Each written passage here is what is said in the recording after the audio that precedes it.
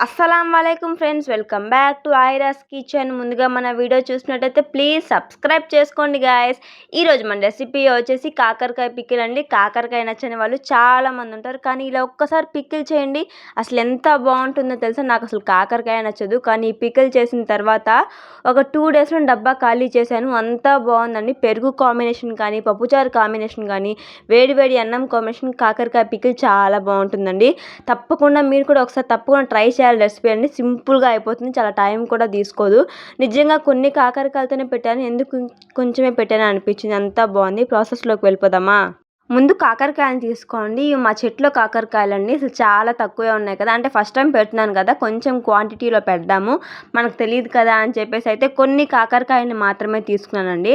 చూడండి, ఇంకొక 9 నుంచి 10 కాకరకాయల వరకే తీసుకున్నాను.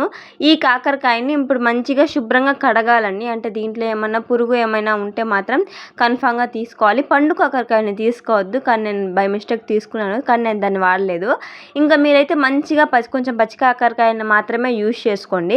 ఈ కాకరకాయని మొత్తంగా వాష్ చేసేసి ఒక ప్లేట్లోకి అయితే తీసేసుకోండి. ఈ కాకరకాయని మంచిగా పొట్టు తీయకుండా, అంటే లైట్గా పొట్టు తీసుకుంటే సరిపోతుందండి. వీటిని ఇప్పుడు చిన్న చిన్న పీసెస్గా కట్ చేసుకొని, అంటే రౌండ్గా కట్ చేసుకుంటే సరిపోతుంది. ఏం షేప్స్గా కట్ చేయని అవసరం లేదు.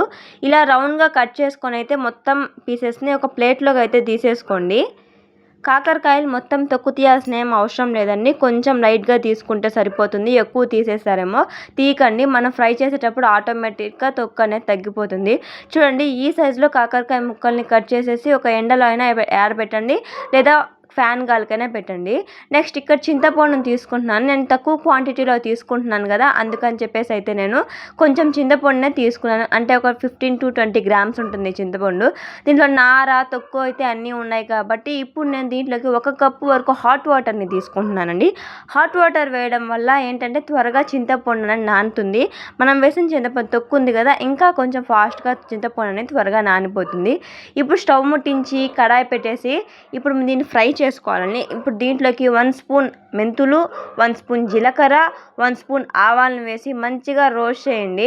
అంటే మాడిపోయేటట్టు కాకుండా లైట్ బ్రౌన్ కలర్ వచ్చేంత వరకు కలుపుతూనే ఉండండి. కలుపుతూ ఫ్రై చేయండి, అస్సలు వదిలేయకండి. ఆవాలు అనేవి మంచిగా చిట్లే వరకు ఫ్రై చేయండి. ఇక్కడ నేను చూపిస్తున్నాను కదా, ఇలా ఫ్రై చేసుకుంటే మాత్రంగా సరిపోతుంది. ఈ మిశ్రమం చల్లారిన తర్వాత మిక్సీ జార్లోకి అయితే వేసేసుకోండి. అండ్ ఉప్పు వేసే పచ్చడి మీరు ఎప్పుడు చేసినా ఉప్పు వేసే విధానం ఏంటంటే, ఉప్పుని మనం పచ్చడికి ఎంత వాడతామో అంతవరకు తీసుకొని ఆరపెట్టండి. ఆరపెడితే పచ్చడి ఎక్కువ కాలం నిల్వ ఉంటుంది. ఇలా పొడి చేసి అయితే పక్కన పెట్టేసుకోండి పొడిని. ఇప్పుడు మనం నానపెట్టుకున్న చింతపండు అయితే చాలా వరకు మంచిగా నానిందండి. ఇప్పుడు దీన్ని హ్యాండ్తోనే మంచిగా స్మాష్ చేసి గుజ్జుని తీయండి. అంటే దేంతో పప్పు గుద్దుతో ఇలా తీయకుండా మంచిగా హ్యాండ్తోనే తీసుకోండి, బాగా వచ్చేస్తుంది. ఇంకా చింతపండు ఇలా హ్యాండ్తో తీసేసిన తర్వాత దీంట్లోనే చింతపండుని తొక్కు, నార మొత్తంగా సపరేట్ చేసేసి ఇలా చిక్కంగా తయారు చేసుకోండి చింతపండుని. ఇప్పుడు స్టవ్ ముట్టించేసి ఈ చింతపండుని కడాయిని కూడా పెట్టేసి, అంటే లో ఫ్లేమ్లో పెట్టేసి ఉడికించండి. చింతపండు గుజ్జు అనేది ఉడుకుతూ దగ్గరకు పడుతుంది, అంటే మరీ చిక్కగా అయిపోతుంది. చూడండి, ఇలా ఉడికి కొంచెం దగ్గరకు పడితే మాత్రం స్టవ్ ఆఫ్ చేసేసి ఈ చింతపండు రసాన్ని చల్లారనివ్వండి. ఇప్పుడు కడాయి పెట్టి ఫ్రైకి ఆయిల్ పోసి మనం కట్ చేసి పెట్టిన కాకర ముక్కలు తడి అంతా పోయిన తర్వాత ఇప్పుడు ఈ ఫ్రైలోకి వేసేసి మంచిగా ఫ్రై చేసుకోవాలి. అంటే మరీ ఎక్కువగా ఫ్రై చేసుకోకుండా లైట్ బ్రౌన్ కలర్ వచ్చేంత వరకు ఫ్రై చేసుకుంటే సరిపోతుంది. కలుపుతూ ఫ్రై చేయండి, అంటే మాడిపోతే ఇంకా బాగుండదు. లైట్ బ్రౌన్ కలర్ వచ్చేంత వరకు ఫ్రై చేస్తూనే ఉండండి. చూడండి, ఇక్కడ కాకరకాయ అనేవి చాలా వరకు రంగు మారుతూనే ఉన్నాయి. ఈ కలర్లో వచ్చేంత వరకు ఫ్రై చేస్తే మటుకు సరిపోతుంది. చూడండి, ఇక్కడ నేను చూపిస్తున్నాను కదా, ఈ కలర్ సరిపోతుంది. ఇప్పుడు వీటిని ఒక బౌల్లోకి అయితే తీసేసుకొని, తడి లేని బౌల్లోకి తీసుకొని, తడి ఉంటే మాత్రం కాకరకాయ పచ్చడి నిల్వ ఉండదండి. ఇప్పుడు మనం తీసుకొని పక్కకు పెట్టేసుకోండి. ఈ కాకరకాయను చల్లారనివ్వండి. ఇప్పుడు ఆ ప్యాన్లోనే ఆయిల్ ఉంటుంది కదా, అదే సరిపోతుంది. దీంట్లోకి పోపు పెట్టుకోవాలి కదా.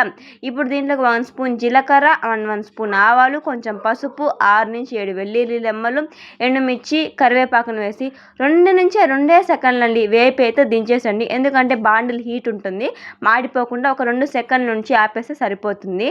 ఇప్పుడు పచ్చడి కలపాలి కదా, ఒక పెద్ద గిన్నె తీసుకొని, అంటే హ్యాండ్ కలిసేటట్టు ఉండాలి. ఇప్పుడు దీంట్లోకి మనం ఫ్రై చేసి చేసి పెట్టుకున్న కాకరకాయ ముక్కల్ని వేసేసి ఇక్కడ పావు కప్ వరకు కారం తీసుకుంటున్నాను. పచ్చడి అంటే కారమే కదా, కారం కొంచెం ఎక్కువ పడుతుంది. పావు కప్ వరకు కారం యాడ్ చేస్తున్నాను. మనం మిక్సీ చేసి పెట్టుకున్నాం కదా పొడి, ఆవాలు జీలకర్ర, ఈ పొడిని కూడా యాడ్ చేసేసాను.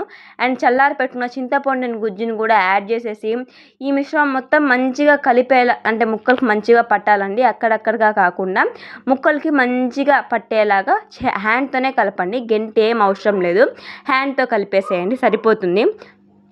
చూడండి ముక్కలకి ఎలా పడుతుందో, గుజ్జు అనేది మంచిగా సరిపోవాలి. మరీ టైట్గా ఉండకూడదండి, కొంచెం లూజ్గా కలుపుకుంటే బాగుంటుంది. ఇలా కలుపుకున్న తర్వాత మనం పోపు పెట్టుకున్నాం కదా, పోపును కూడా వేసేసేయండి. పోపు పెట్టుకున్న తర్వాత ఇంకా హ్యాండ్ పెట్టద్దు, అసలు హ్యాండ్ పెట్టకుండా ఇలాగే గెంటితోనే అడ్జస్ట్ చేస్తూ రావాలి. ఆయిల్ పైకి తేలాలండి. ఆయిల్ పైకి తేలాలంటే గెంటిని పట్టి ఒత్తి నెక్కు పెట్టండి, అప్పుడు ఆయిల్ అనేది పైకి తేలుతుంది. ఇలా ముక్కల్ని మొత్తం జరిపేసి ఒక 2 days పాటు ఊరనివ్వండి పచ్చడిని. అంతేనండి, 2 days పాటు పచ్చడి అయితే మంచిగా ఊరుతుంది. ఇంకా వేడి వేడి రైస్లో కానీ పెరుగులో కానీ కాంబినేషన్గా సూపర్ ఉంటుందండి, నిజంగా నన్ను నమ్మండి. ఇలా ట్రై చేయండి. కాకరకాయ పికిల్ మాత్రం సూపర్ ఉంటుంది.